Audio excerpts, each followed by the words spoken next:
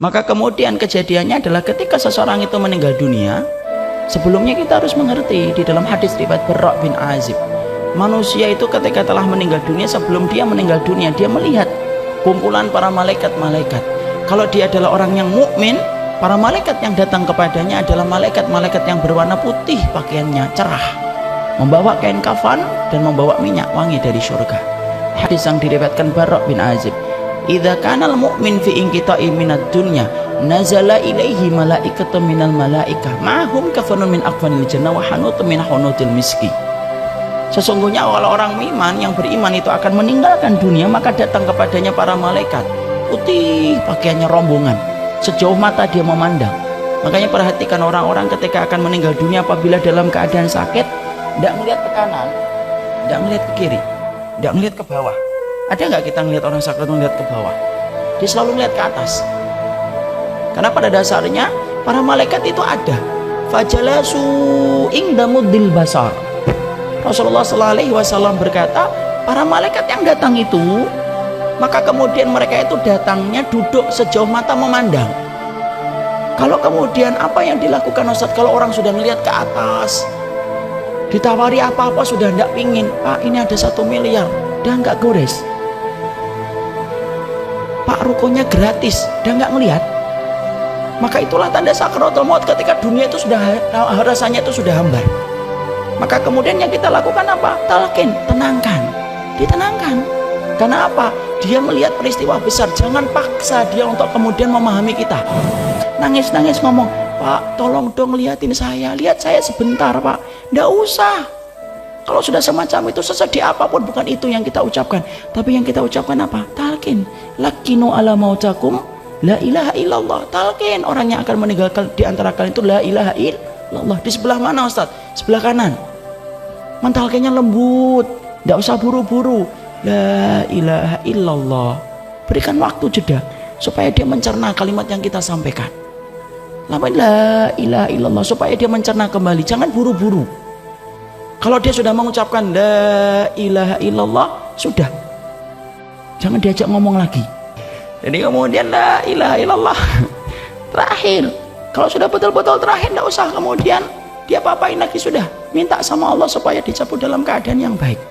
In kanal wafatu khairun lahu, kalau kematian itu baik untuknya, wafatkanlah. In kanal hayatu khairun lahu, kalau kematian itu baik untuknya, hidupkanlah dan sehatkanlah. Tidak boleh bagi kita untuk meminta mati. Sampai Bapak, berat apapun ujian dan sakit yang nanti kita derita, jangan pernah sekali-kali minta untuk kemudian kita mati. Matikan saya ya Allah, saya ikhlas. Tidak usah, itu tidak pernah dialami oleh para sahabat, dan Rasulullah melarang itu. Fala, janganlah kamu kemudian membayangkan kematian dan meminta kematian, tapi katakanlah kalau memang mati lebih baik untukmu, katakan ya Allah kalau memang mati baik untukku, wafatkan aku. Tapi kalau kemudian engkau melihat bahwasannya hidup itu baik untukku, hidupkanlah, panjangkanlah. Maka ditalqin. Maka ketika seseorang itu telah meninggal dunia, dia naik kain kafannya, ruhnya itu pakai kain kafan. Maka para malaikat tadi yang membawa kain kafan, yang membawa kemudian minyak wangi, membungkus itu dengan kain kafannya. Masya Allah ya, sampai jasad dan ruh itu ada pakaiannya, diatur, ada berpakaian itu. Jangan remehkan berpakaian, itu termasuk di antara perkara yang dikonsep oleh Allah yang maha alim. Sampai mati pun dikonsep bagaimana pakaiannya. Ada orang hidup tidak mau diatur cara berpakaian oleh Allah, dia kemudian dibungkus lagi dengan kafan-kafan itu, diberikan minyak wangi dari surga. Ngetok-ngetok pintu langit yang pertama, fastaftahu lahul bab. Para malaikat-malaikat itu ketika mengantar roh yang pertama, ketika ini adalah orang yang beriman, meminta langit yang pertama dibukakan. Ini menunjukkan bahwasanya langit itu berlapis-lapis. Makanya yang paling ancak, paling puncak itu dinamakan Sidratul Muntaha. Sidrah itu apa? Bidara. Karena memang yang paling atas ada bidaranya. Meminta langit yang pertama dibukakan. Ketika mereka melihat orang yang beriman pulang kepada Rabbnya, maka para malaikat-malaikat itu kemudian berkata, Manir ruh hadal tayyib, siapa ini pemilik ruh? Disebutkanlah nama yang terbaik yang pernah dia miliki ketika hidup di dunia. Rame langit itu sampai nembus langit yang ke-7, minta dibukakan. Kemudian Allah bersabda, Allah berfirman, fa'iduhu ilal ardi, kembalikan dia ke bumi. Disitulah aku kemudian menciptakannya, dan disitulah aku akan membangkitkan kembali. maka dikembalikan oleh para malaikat itu, lalu kemudian bersemayam ke dalam jasadnya.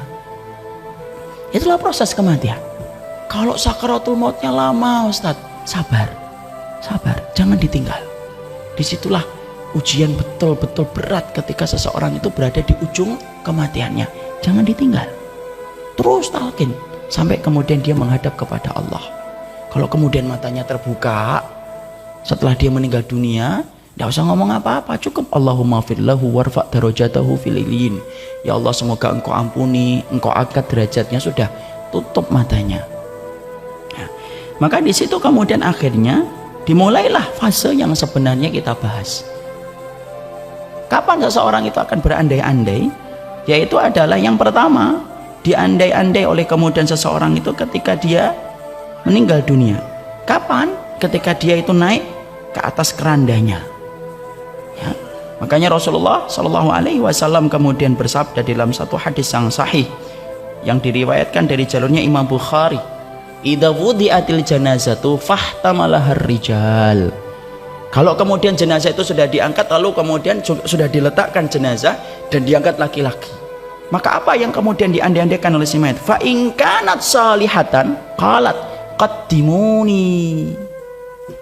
Fa in kanat ghairu salihatan faqala ya wailaha aina yadhhabuna biha yasma sautaha kulla syai'in illal insan law sami'aha la sa'iqa.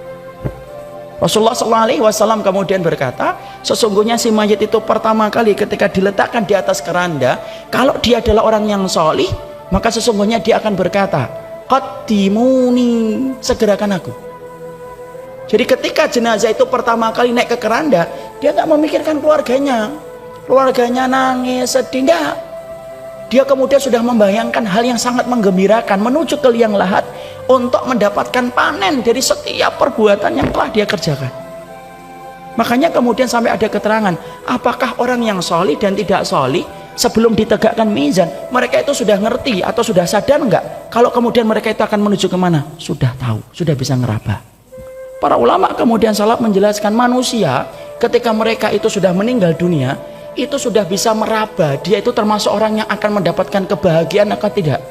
Maka perhatikan, Rasulullah sampai mengatakan ingkanat salihatan, kalau dia orang yang solih, bergegas dia mengatakan qaddimuni, ayo segerakan, ayo.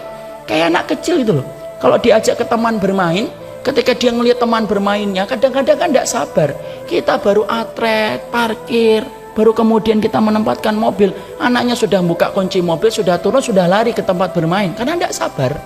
Itulah perumpamaan, kias, menggambarkan tentang orang-orang yang mereka itu kemudian meninggal dunia, ketika pertama kali dia itu kemudian dinaikkan ke atas keranda, maka sesungguhnya dia langsung berkata, qaddimuni, qaddimuni. Fa in kanat ghairu salihah, kalau kemudian ternyata dia tidak salih, faqalat, lalu kemudian dia berkata, ya wailaha aina yadhhabuna biha.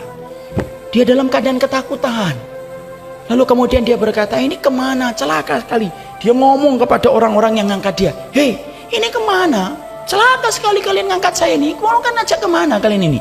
Sampai kemudian Rasulullah mengatakan, yasma sautaha, didengarkan itu suaranya oleh setiap orang. Lau sami'ahal insan, kalau suara itu mampu didengar oleh manusia, la sa'iqa, manusia itu pasti akan pingsan mendengar suara jeritanya. Jadi Allah itu membatasi pendengaran kita, itu hikmahnya besar. Kalau kita pendengaran kita dibuat tanpa batas, tidak bisa tidur, karena ketika kita tidur dengar penduduk kubur sedang disiksa. Kalau kita pendengarannya kemudian tidak dibatasi, kita tidak bisa tidur ketika kita mendengar ada orang yang jerit-jerit ketika baru meninggal dunia, ketika dia protes, dibawa kemana saya? Makanya para salaf berkata, Allah membatasi penglihatan kita, Allah membatasi pendengaran kita, itu hikmahnya besar. Kalau tidak dibatasi, tidak akan hidup tenang kita untuk melihat ataupun mendengar sesuatu yang sebenarnya tidak perlu kita dengarkan. Jadi itulah yang pertama. Jadi menggambarkan bahwasanya kebahagiaan itu langsung dirasakan orang-orang yang pertama kali meninggal dunia. Maka sesungguhnya itulah yang menjadikan kita, perhatikan, kenali Allah dalam keadaan sempitmu, lapangmu, supaya Allah itu mengenal kamu dalam keadaan lapangmu.